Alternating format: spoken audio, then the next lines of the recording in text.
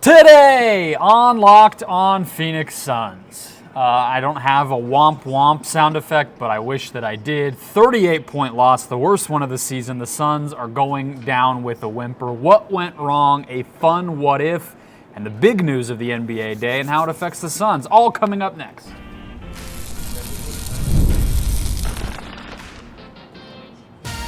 You are Locked on Suns, your daily Phoenix Suns podcast.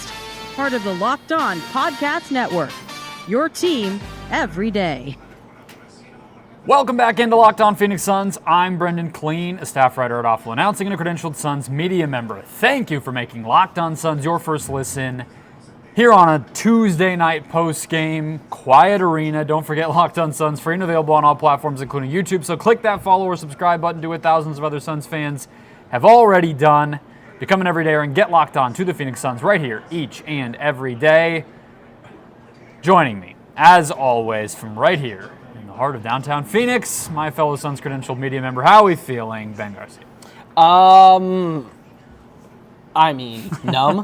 I'm just so numb. We talked about pregame with it was like a little media scrum, but we were all just throwing out. Well, it was really just me throwing out ridiculous takes, and one of it was like, I won't get into the discussion, but it was like, if the Rockets get the number 1 overall pick, like, what are we gonna do? And you were like, come on, that's never. I'm like, it's Phoenix sports. Like, it's just, this is the kind of disaster we dealt with. And tonight, I also did hey, do you guys think the Suns win tonight? Everyone emphatically said no, except for our guy Shane Young, who thought maybe just being optimistic. I don't think he really thought anything was gonna happen of it, but. I'm not even surprised. No, I'm not even surprised. I should be that they lost 133-95. Yeah, but I wasn't. Of course. I mean, that's the thing. Like, we're only going to spend a segment on the game because it wasn't competitive from basically the opening tip. I mean, down 13 after the first quarter, down 25 at halftime, and obviously that margin of victory, as I said, the worst of the season. And I mean, this is another thing that, I was sitting next to Shane during the game, and I think he tweeted this, but he looked it up, and this is the most consecutive 10-point losses in Suns history. I don't even know how you would go about looking that up. Stat head on Basketball Reference, you can do kind of like streaks of different things. So he just said double-digit loss, streak, and then it just, for the whole franchise history, it just shows all the times when they lost games by more than 10. More than one in a row, whatever. But six, and that's the most in franchise history. And it's like, I do think, even though none of us are surprised, like you said, you should be because of the ugliness of it. And what I know, like, I brought this up briefly in the past, maybe like last week when things started to get ugly or whatever, where I was like, what is disappointing and depressing to me at this point is the energy guys, they're still out there, and it's this bad. And so I don't think it's going to be any sort of long-lasting thing, but it sucks for me more than anything that guys like Ryan Dunn and Oso Ighodaro, Colin Gillespie, whatever, are having to go through a stretch like this, and you just hope it doesn't affect their confidence or whatever. Maybe it's something to be like, well, I never want to deal with that again. But we thought these guys were kind of going to be the floor raisers a little bit just by their effort, and even that's not happening. Yeah, the problem with this team is losing is contagious, and it's one of the things that worries you about next year. Like you had said, Colin Gillespie, Oso Ighodaro, Ryan Dunn.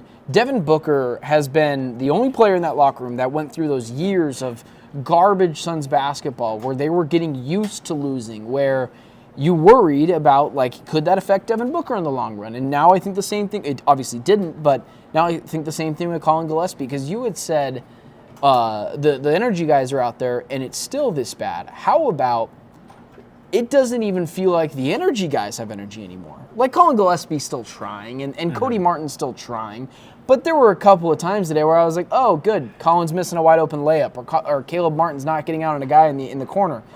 I want to get angry with this team and yell and scream and throw things, but I'm wasting my breath. Because what I saw tonight was a product of guys that are just draining out the clock for the regular season. They don't want to, they will say to your face they want to be in the play-in, but they don't, like, it's, don't tell me, show me. Yeah, they don't want to be in the play-in. If you ask Devin Booker behind closed doors, no, he's good. He doesn't want to be in it. And you can sell that with their play tonight. Because it's like, what? So the only thing more embarrassing than what they've already done this season would be to go into Sacramento and get crushed, which is what would happen, right? At this point, given this losing streak, it's postponing the inevitable in a way to even make it to that game, and I think they're all feeling that. But it does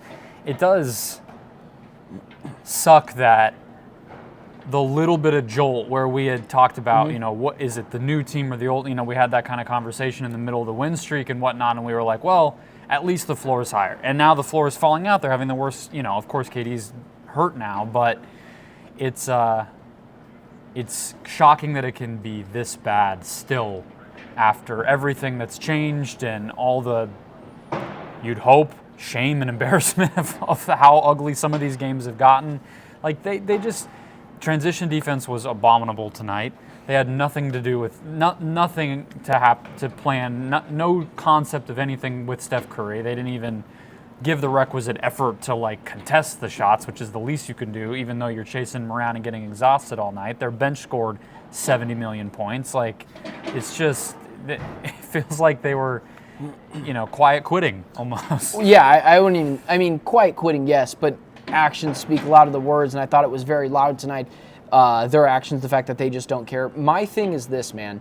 The Suns, and I tweeted this out, have become every other team's get-right game. Steph Curry was awful against the Houston Rockets. Nothing against him. They were on they beat the Grizzlies. They had beaten, I think it was the Thunder, whatever. They beat a string of teams that were really good all three in a row, and they laid a stinker against the Rockets. You want to have a soft landing spot, this is what you do. You play the Suns. Jalen Brunson coming back from an ankle injury, you don't think the Knicks circled on their calendar, hey, let's get him back against the Suns and not the Celtics? You want a soft landing spot? This is the team to do so. Yeah. They don't care. They don't care. There's nothing more. There's no other words you can put in there. There's no basketball analysis you can put into it. It's a Mad Lib, man. We've talked about this all year. Transition defense was bad.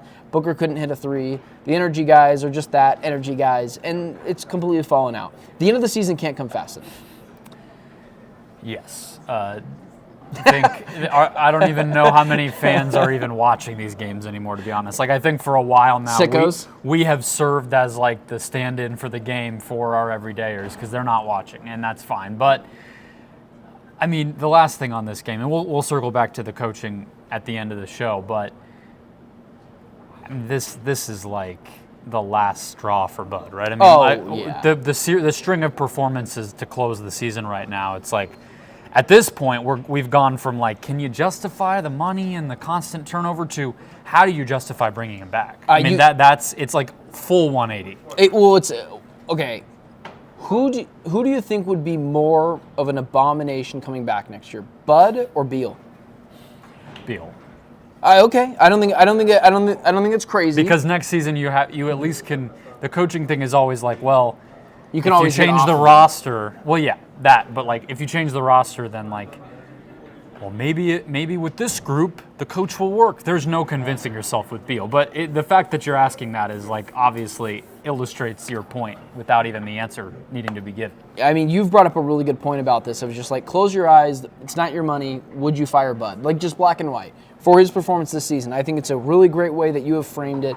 And I would fire him. And I would fire, and I've been an advocate of James Jones. Okay, let me slow that down. I've been an advocate of just James Jones's drafting. And I think being a general manager, I think a lot of that drafting players is, I think, a big part of your job. Trades, whatever, I'll figure it out. Drafting, I think, is really hard. Everyone's got to go. No stone can be unturned. It can't be. Everyone needs to pay. I don't think, and Beal needs to pay by being moved. Kevin Durant's going to get traded anyways. Yeah. Booker's, he's got to have to deal with this team. You can't have a performance like this in the series of this streak and so bad. Not be facing down those realities. That's why I did the episode yesterday of we're kind of let's do the offseason preview early because I think next week's going to be pretty busy in terms of Suns news, if you know what I mean. But we're going to do a little bit of something different here in the next segment. Considering there's not a lot of basketball to break down in this particular game. A little game of what if with number 10 on the Warriors. We'll get to it next. First, today's show is brought to you by BetterHelp. Oh, wow. I don't have their graphic. That's going to be okay. Taking care of your mental health is just as important as taking care of your physical health. But traditional in-person therapy can be expensive, even as much as $250 each session. And that's where BetterHelp comes in. With online therapy, you get quality care at a price that makes sense, saving you time and money. Therapy isn't just for life's toughest moments. It can help with everyday stress, learning how to set boundaries, or developing those positive coping skills to get through the day. It doesn't have to be for emergencies and crises and anything like that. It can just be getting access to support when you need it to make a big difference. Your well-being is worth it. So visit BetterHelp.com/LockedOnNBA today to get 10% off your first month. That's BetterHelp, HELP.com/LockedOnNBA. All right, coming back here, don't forget to sign up for the Locked On Suns daily newsletter. If you have not already, that's at LockedOnDaily.com. Get all the latest Suns and NBA news. If the Nuggets are telling us anything and the Grizzlies are telling us anything, it's going to be quite a busy off-season, not only in Phoenix but beyond. That can be your one-stop shop right to your inbox, and it's free for you. All right. Time for a what if. You ready? Go down the rabbit hole. I'm excited to go down this rabbit hole because I don't think people are. I think people. You and I talked about this. I think people are going to disagree with us. Now I think about it. So Jimmy Butler is number 10 on the Warriors, in case people didn't even realize that was his number, because frankly, it's a weird one. But he is been a night and day thing for this team. I think they've only lost 3 or 4 games since he got to the team. They've won 20 plus. I think it's 4. Yeah, I think with that Rockets loss, it got to 4. And now we're talking about Golden State as a title contender. Obviously, up until the very last minute, it was Phoenix, Phoenix, Phoenix. I'm only going to Phoenix. That didn't pan out. Kevin Durant nixes a trade to the Warriors. He doesn't really want to go to Miami or go anywhere. Warriors swoop in at the last second and say, all right, if we can't get KD, we'll just go ahead and get Jimmy ourselves. They send out very little to get him, and here he is, making us really think about how far they can make a run. The what if, of course, is, well, what if he did get his way with the Phoenix, Phoenix, Phoenix, and he ended up with the Suns? Because I'll just lay out again to refresh our memories like what that would have looked like, right? You probably, it had to be Beal. The KD thing, I'm not going to go down that because that felt far-fetched to me personally. Beal goes out, maybe that 2031 pick. Nurkic is probably still here. But, just flipping Butler for Beal, obviously the whole middle of the season we were getting hyped about that. And okay, you just don't play Nurkic. You already weren't playing Nurkic. Maybe Bud finally gets his head out of his you-know-what, and the young guys play alongside Jimmy and KD and Book. What would it have done? Maybe a couple games better. I mean, and the reasoning for that is Jimmy Butler. I mean, you look at some of his statistics. He's not shooting great from the three-point line with the Warriors. I was taking a look at this recently. I think he's shooting about 46% from the field, perfectly fine. I think he's 17 points per game, and I think he's 28% from 3. He is not adding like an insane amount statistically to the Warriors. He has made them more efficient, both defensively and offensively. He has made jumps from great to like elite in those respects. But the Warriors already have a foundation. They already have a nucleus of championship pedigree: Steve Kerr, Draymond Green, Steph Curry. They have won before Jimmy Butler, and they'll likely win after Jimmy Butler, just like with Kevin Durant. So my whole thing is, Jimmy Butler wasn't asked to save that organization. He was asked to help enhance them. And that's what he's done. He's done the gritty things well. The Suns, you add Jimmy Butler to this equation, even no Beal. First off, we barely even had Beal, it feels like, this year at times. The point guard situation, still not great. You're still starting Colin Gillespie. They're still a small team. Nurkic is your starting center, or Nick Richards, whatever. Both guys have been objectively bad for the Suns. They still can't shoot the 3-ball. Devin Booker's going to magically learn how to shoot the 3-ball with Jimmy Butler here? No, I don't think so. And Kevin Durant, there's still a chance. The role players have been good shooting, but yeah, I mean, that's nitpicky. Who's the role players? Yeah, the Suns are a good shooting team, but... No. I'm saying Devin Booker still can't shoot the 3. That I was singling out just him specifically. The Suns' issues cannot be just invisibility cloak, Harry Potter style, just because Jimmy Butler's here. Yeah. And he would have been asked to save this organization. And I think at first when he got here, this team would have been marginally better, and it would have completely crapped the bed after that. And then you're talking about, you're not paying Jimmy Butler, so you're pissing him off. Yeah. Kevin Durant's still gone. I would give the argument that there's a potential it could have been a worse PR nightmare, even though you still would have gotten rid of Beal. So that's where I stand on it, man. Yeah. I don't think anything would have changed. You? The thing with Butler and Golden State that I think, like you were explaining with the stats side of it is the reason it's worked so well is he's an amazing fit. Yes. And the problem with the Suns is there's nothing to fit into, right? Well, what does that even look like? And I think that like Jimmy had individual brilliant moments in Miami, but the Heat are a system team, just like the Warriors are. It's dribble handoffs, it's movement defensively.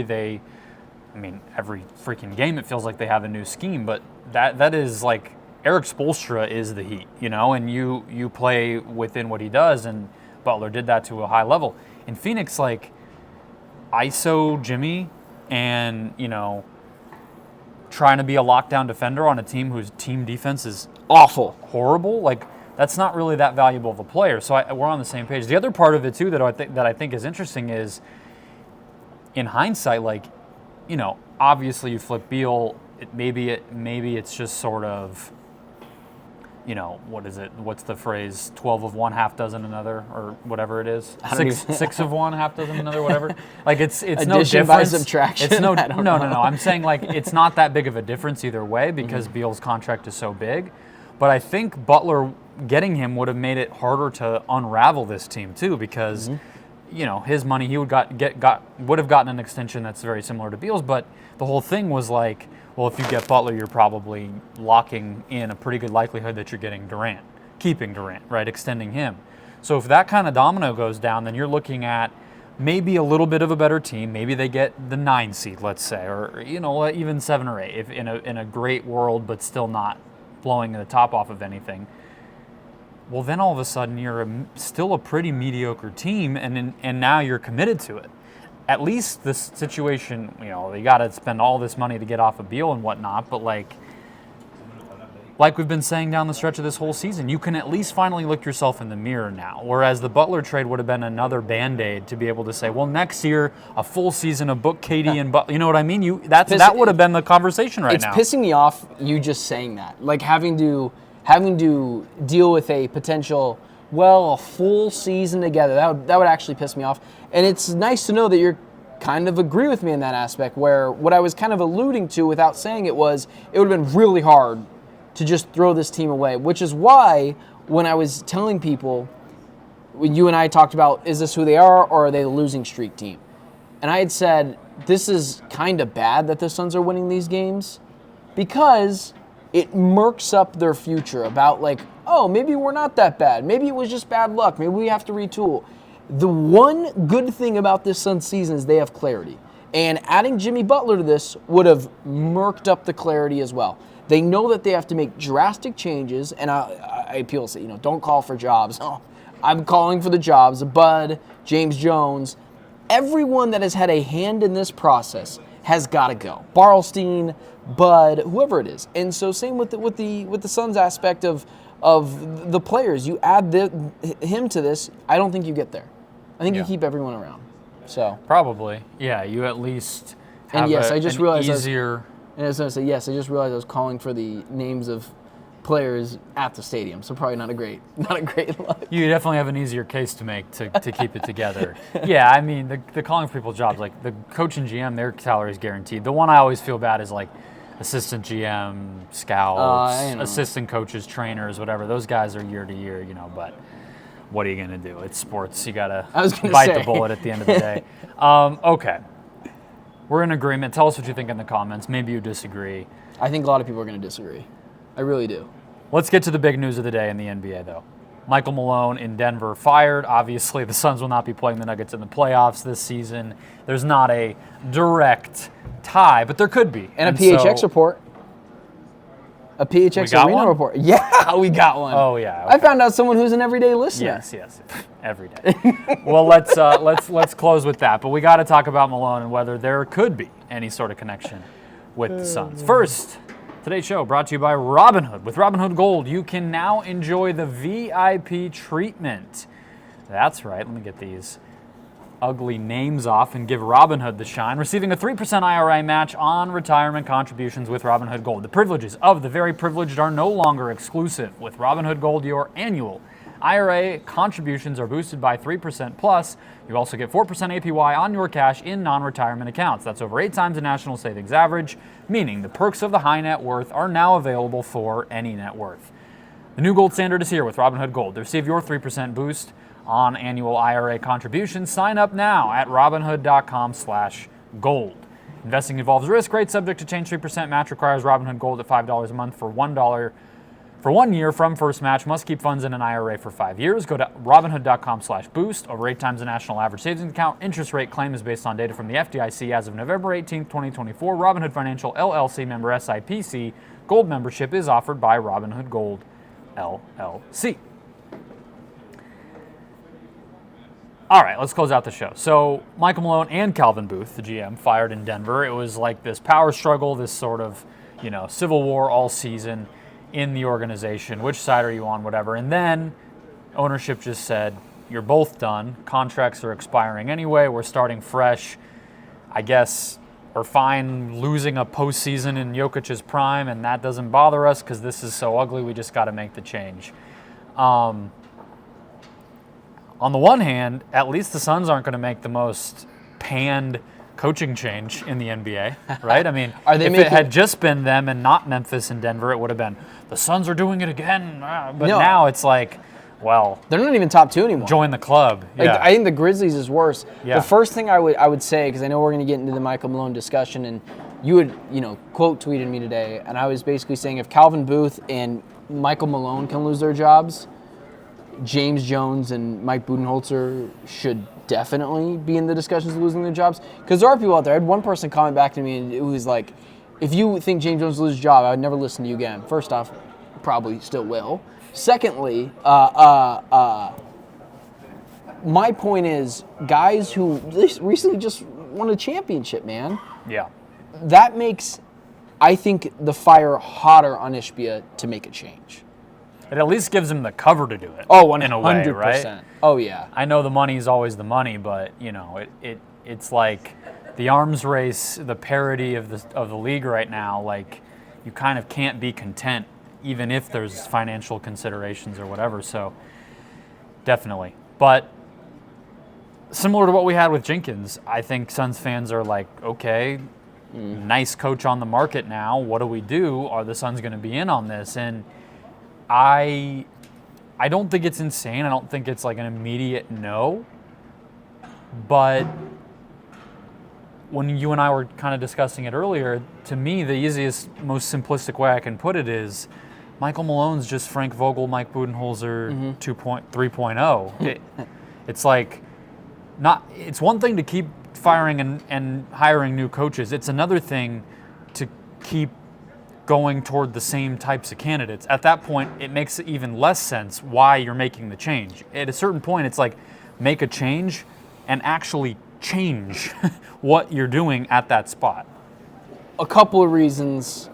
I don't know if Ishbia is looking to pay, like they're paying Budenholzer $10 million to be here. Mm-hmm. I think Michael Malone gets more than that. I think Taylor Jenkins likely gets more than that. So I think even for those reasons as well, I'm not so sure that's something that Ishbia would want to do. But I hate to echo all the reasons that you're echoing, but it does just feel like Mike Budenholzer 3.0 at this point. Whatever, Frank Vogel, Mike Budenholzer. And I would also like challenge Suns fans for this. Even Monty, honestly. Monty.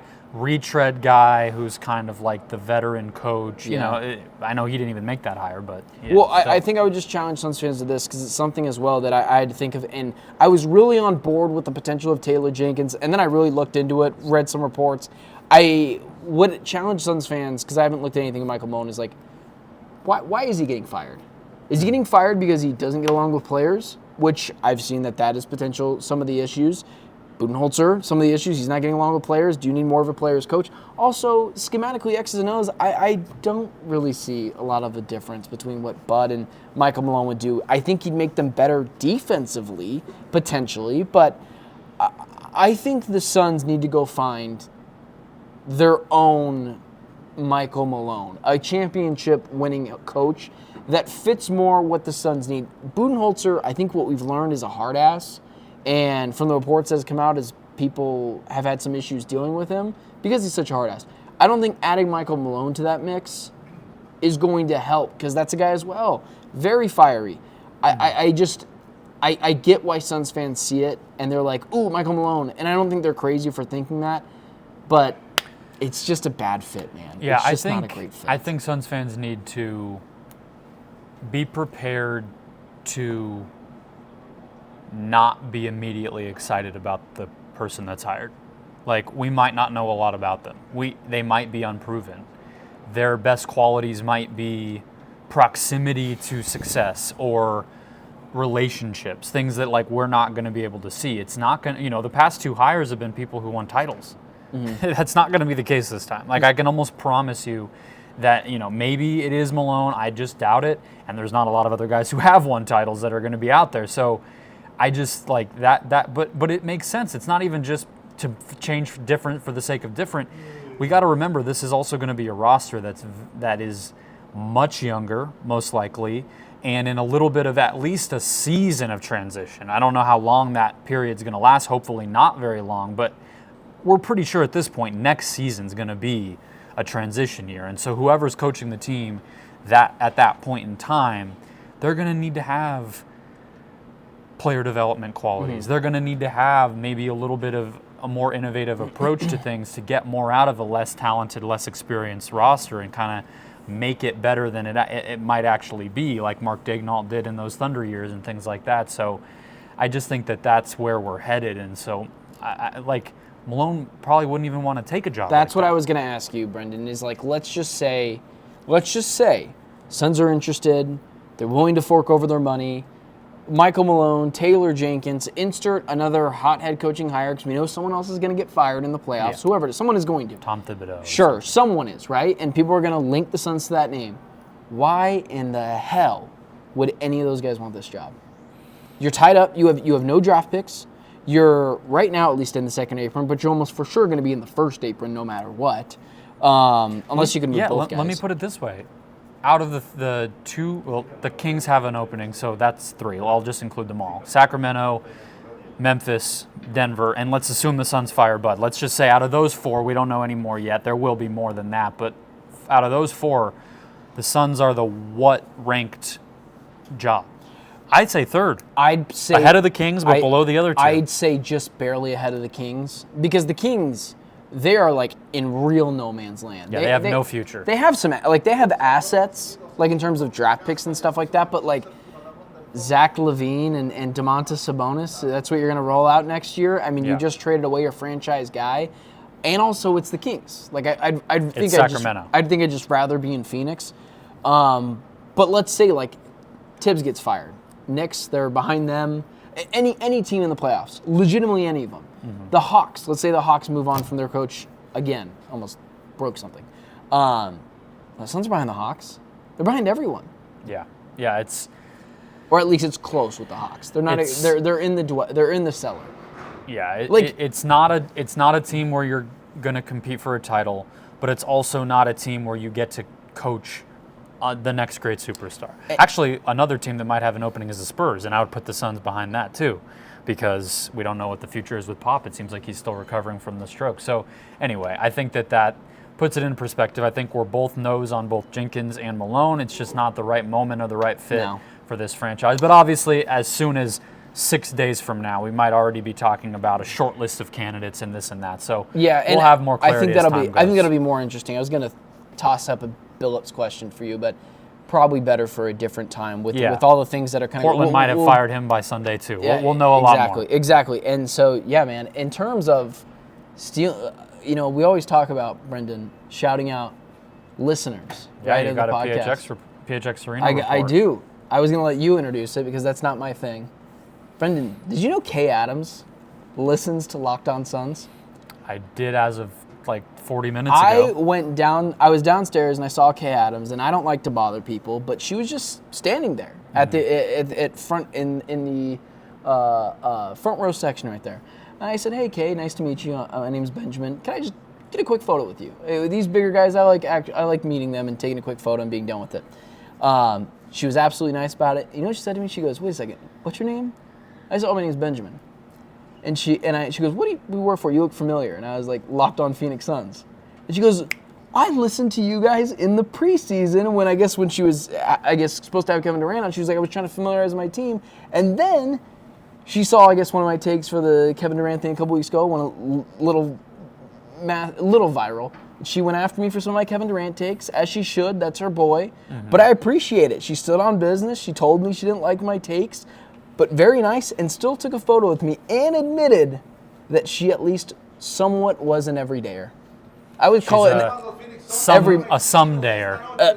A somedayer in the preseason. Yeah, in the preseason. So that's kind of cool. And a clip watcher on the other days. She literally goes, oh yeah, you and your coach. She knew you too, Brendon. She didn't know either of our names, but she remembered the faces. Hey, I'm glad we can do it. I mean, she's more of a football lady, so the fact that we could help her out, I'm more than happy to do it. I mean, look, that's what the Locked On Podcast Network's all about. We're the only people doing this every day in a bite-sized fashion. So she really just did a sales pitch for the show. If Kay Adams believes that we can provide the info and get you up to date, then who are you kidding? She's a pro. When she realized, and I could see it in her mind, so like the wheels churning of like, oh, these guys, she included you too, went after Kevin a little bit. Mm-hmm. And I was like, no, like, I really like Kevin, but like, I'm going to hold the team accountable and he's a part of it. And she stood on business, dude. She let me have it. She was very nice, still took a photo with me. It was respectful, but pretty cool.